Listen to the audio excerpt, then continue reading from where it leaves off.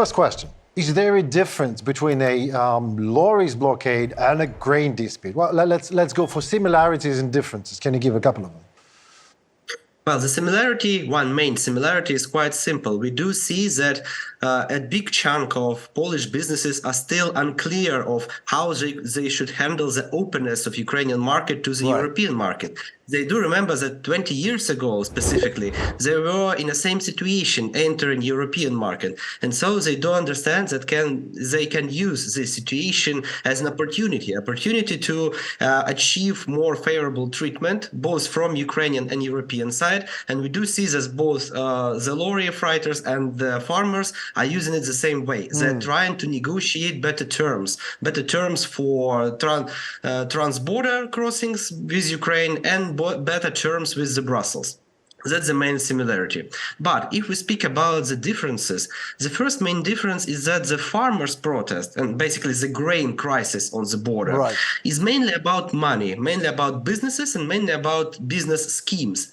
Whereas the crisis with the lorries is very much a political crisis, or should I say politicized crisis. Exactly. Because of the Confederation Party, because of the Russian money involved with the Confederation Party. And so we do see a lot of influences not very common for Polish policy, because we cannot say that Polish policy is directly influenced by Russians. But in this particular regard, unfortunately, we do understand that apart from just the economic concerns of trusty Polish businessmen, we also do see politicians making their own agenda.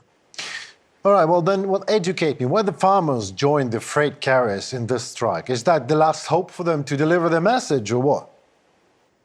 From my point of view, the farmers saw that in difference to their protest, the protest of lorries and the protest of Confederation, they have much more success. They're not so easily dealt with, if we speak about the border crossings, and they do much more damage. And that is providing much more resources for their own political agenda. So basically, yeah, I do agree with you that farmers saw an opportunity to advance their goals even further, because the other part of this crisis was much more successful.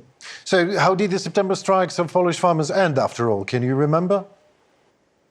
Well, to a bigger extent, we saw the influence of European Commission on the Polish government, and we did see that due to European Commission's new regulations and even some, let's say bluntly, blackmailing with the freezing of Polish funds in the European Union, they were able to achieve some kind of transparency, both in border crossings and with infrastructural routes for Ukrainian grain, which basically should have reached the 1,000 European ports and then be delivered to Africa. And basically the influence and participation of the European Commission made it possible for Ukrainian grain to be transferred further without these gray schemes from both Ukrainian and Polish businesses.